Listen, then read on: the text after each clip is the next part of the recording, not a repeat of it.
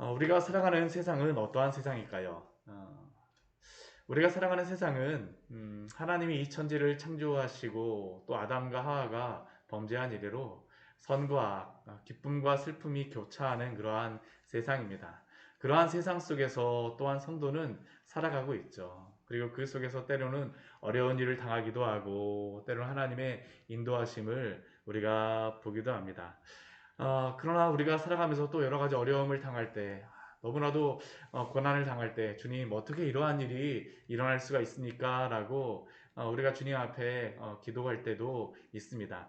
오늘 시편의 말씀은 바로 다윗의 그 시인데, 다윗이 바로 그러한 기도 중에 드린 그러한 시편입니다.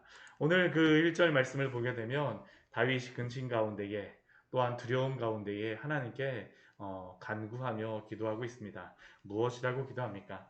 하나님이여, 내가 근심하는 소리를 들으시고 원수의 두려움에서 나의 생명을 보전하여 주시옵소서.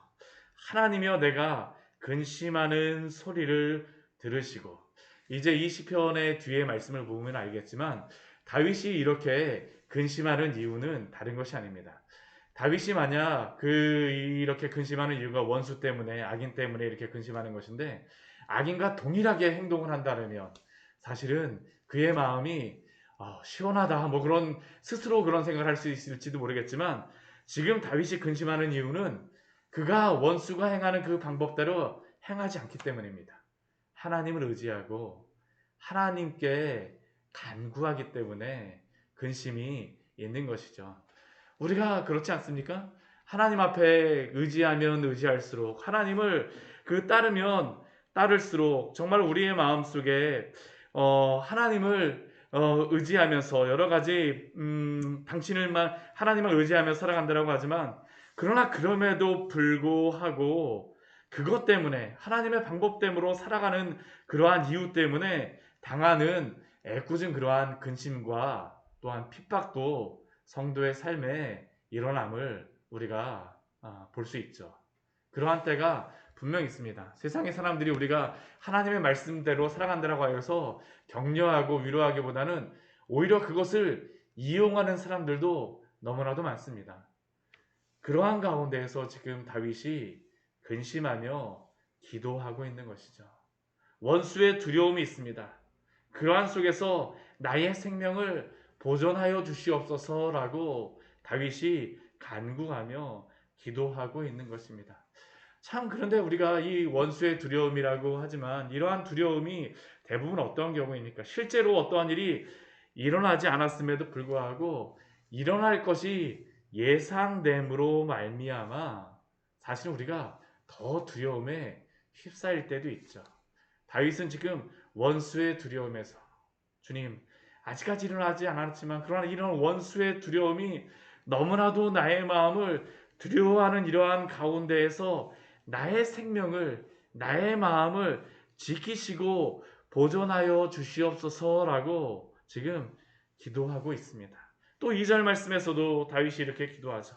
주는 악을 꾀하는 자들의 음모에서 나를 숨겨주시고 악을 행하는 자들의 그 소동에서 나를 감추어 주시옵소서. 악을 꾀하는 자들의 음모에서 숨겨주시고 감추어 주시옵소서. 오직 하나님만을 바라보며 지금 다윗은 하나님 앞에 기도하고 있는 것입니다. 그렇다면 이렇게 두렵게 하는 이 악인은 어떠한 그러한 존재입니까? 다윗에게 어떻게 행하는 그러한 사람입니까? 오늘 그 3절과 4절 우리 뒤에 말씀을 보게 되면, 우리 6절까지의 말씀을 보게 되면 이 악인이 어떠한 사람인가라고 하는 것을 우리에게 말씀하여 줍니다. 이 악인의 무기는 다른 것보다도 그의 혀입니다. 혀. 우리 3절 말씀을 보면 그렇게 나와 있죠. 칼같이 자기 혀를 연마하며. 우리가 보통 무기를 하려면 이렇게 가는데, 칼을 가는 게 이런 실제 무기를 가는 것이 아니라 혀를 연마한다는 것이죠. 말로써 이렇게 날카로운 말, 막 어떻게 말하면 저 사람이 더 마음이 아플까라는 것을 연마하듯이 칼 같은 그러한 혀를 가지고 연마하여서 어떻게 합니까? 화살같이 독한 말로써 겨누고 있습니다. 참, 우리도 이러한 말 한마디를 이렇게 들을 때면 얼마나 마음에 상처가 될 때가 있습니까? 그렇죠. 상처, 그 육신적으로 상처를 받는 것보다도 말 한마디로 인하여서 우리의 마음에 상처가 날 때 그 말 한마디가 우리를 얼마나 아프게 할 때가 있는지, 이 악인은 그러한 것들을 계속적으로 행하는 것입니다. 근데 그것도 어떻게 행하냐 하면 숨은 곳에서 온전한 자를 쏜다라고 하고 있죠. 몰래 숨어서 갑자기 그 화살을 겨누어서 공격을 하는 것입니다. 갑자기 공격을 합니다. 갑자기 화살을 겨눠서 그 공격하는 그러한 것들, 이러한 것들을 당할 때 얼마나 정신이 없겠습니까? 근데 이러한 사람들이, 이 악인들이 혼자만 하는 것도 아닙니다. 여러 사람들과 함께 이러한 것들을 하죠. 오늘 5절과 6절 말씀을 보게 되면 이 악인들도 서로 간에 얼마나 단합이 잘 되고 있는지 악한 목적으로 서로 격려합니다. 남몰래 올무를 놓고도 서로 의논합니다. 어떻게 올무를 놓으면 이 사람이 잘 걸릴지, 이 온전한 자를, 이 의인을 어떻게 하면 잘 넘어뜨릴 수 있을지 서로 의논하며 죄악을 꾸미며 말하고 있습니다. 근데 그들이 이렇게 하는 이유가 무엇일까요? 왜 그들이 이렇게 그 악한 화살을 겨누면서 이렇게 칼같이 혀를 연마하면서 이렇게 갑자기 공격을 하고 그렇게 하는 이유가 무엇일까요? 그들이 이렇게 해도 아무도 보는 사람이 없다라고 그들이 생각하기 때문입니다. 우리 5절 말씀을 보십시오. 그들이 이렇게 악한 목적으로 서로 격려하면서 남몰래 올무를 놓으면서 그들이 하는 말이 무엇입니까? 누가 우리를 보리오? 누구도 우리를 보는 사람이 없다라는 것이죠. 그러면서 그들이 하는 것이 무엇입니까? 사람들이 아무도 보지 않기 때문에 이것은 누구도 모를 거야 하면서 우리 6절 말씀 보게 되면 우리가 묘책을 찾았다 하면서 이거 좋은 방법인데 하면서 그들이 이러한 악을 행하고 있다라고 말하고 있습니다. 그들이 왜 이렇게 할 수 있겠습니까? 사람이 보지 않기 때문이라고 그들이 그 이유를 말할 수 있지만 더 중요한 이유가 있습니다. 하나님이 보지 않고 계시다라고 그들이 생각하기 때문이죠. 4절 말씀 보십시오. 갑자기 쏘며 두려워하지 아니하는도다. 이 악인들이 누구를 두려워하지 않겠습니까? 하나님을 두려워함이 없기 때문에 이러한 악을 행하고 있는 것입니다. 이 세상에 왜 이렇게 악이 횡행할까요? 하나님을 두려워하는 일들이 없기 때문입니다. 하나님을 두려워한다면 이렇게 함부로 악을 행하고 누구도 우리를 보지 않는다라고 하면서 사람만 보지 않으면 그들이 이러한 악을 행하고 하나님이 보지 않는다라는, 하나님이 보고 계시다라는 것을 그들이 그 생각하지 않는다라면 이렇게 함부로 악을 행하며 계획하게 되어지죠. 근데 문제는 무엇이겠습니까? 이 악인에게 하나님이 보고 계시다라는 것이 바로 이 악인들이 직면한 그러한 본질적인 문제라는 것이죠. 오늘 말씀을 보십시오. 이들이 화살을 겨누고 있는 이 순간에 하나님이 어떻게 하시는지 우리 7절 말씀 우리 같이 한번 읽어보도록 할까요? 그러나 하나님이 그들을 쏘시리니 그들이 갑자기 화살에 상하리로다.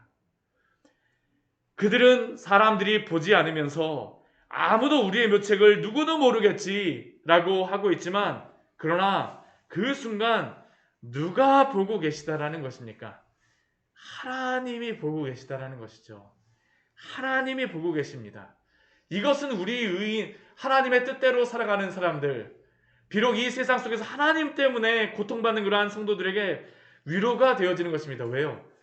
하나님이 성도들이 의롭게 살아가고 있다는 것을 알고 계시다라는 것에 대한 또한 반증이기 때문이죠. 우리가 이 세상 속에서 하나님을 바라볼 때에 우리가 낙심하지 않고 끝까지 또한 그 선한 일을 행할 수 있음을 오늘 말씀에서 또한 우리에게 알려주고 계십니다. 하나님이 보고 계시는 것이죠. 하나님이 악인을 보고 계시고 또한 하나님이 하나님의 뜻대로 살아가고자 하는 그러한 성도의 그러한 선한 마음과 또한 그러한 분투를 알고 계시다라는 것입니다. 그래서 하나님께서 행하시는 것이 무엇입니까? 하나님이 화살을 겨누신다라고 하시지만 그러나 하나님이 화살을 쏘시는 게 아닙니다. 실질적으로 누가 그 화살을 쏘게 될까요? 사실은 그들이 그 겨누고 있는 그 화살이 자기에게 돌아가는 것이죠. 하나님의 지혜 가운데 하나님의 공의를 나타내신다는 것을 우리 오늘 말씀에서 우리에게 말씀하고 있는 겁니다. 우리 8절 말씀을 보십시오. 이러므로 그들이 엎드러지리니 그들의 혀가 그들을 해함이라. 그들이 의인을 자신들의 혀로 날카롭게 연마한 그러한 혀로 넘어뜨리려고 하였었지만 그러나 실질적으로 그들이 그 공격하는 그러한 입술은 누구를 공격하는 것이라는 겁니까? 자신을 공격하는 것이라는 것이죠. 하나님이 그렇게 만드시겠다라는 것입니다. 오늘 말씀은 하나님의 공의를 드러내는 것입니다. 하나님의 공의. 우리가 기억할 것은 하나님의 사랑을 통하여서도 하나님의 영광이 드러나지만 그러나 악인을 향한 하나님의 공의를 통하여서도 하나님의 영광이 드러난다는 것을 오늘 말씀을 통해서 우리에게 말씀하여 주시는 것이죠. 하나님이 바로 당신의 공의로서 이 세상을 통치하고 계신다라는 것을 오늘도 우리에게 말씀하여 주고 계시는 것입니다. 그러니까 어떻습니까? 우리 9절 말씀 보게 되면 모든 사람들이 두려워하며 하나님의 일을 선포하고 그의 행하심을 깊이 생각하리로다. 하나님이 바로 이 세상을 통치하신다라는 것입니다. 만약 이러한 일이 없으면 어떻게 세상이 이루어지겠습니까? 사람이 통치한다라고 생각을 하죠. 사람이 악한 일을 하면 할수록 나의 방법을 이루기만 하면 그것이 최고라고 생각합니다. 근데 이러한 말씀을 통해서 우리에게 알려주시는 것이 무엇입니까? 오늘도 하나님께서 이 세상을 통치하신다라는 것입니다.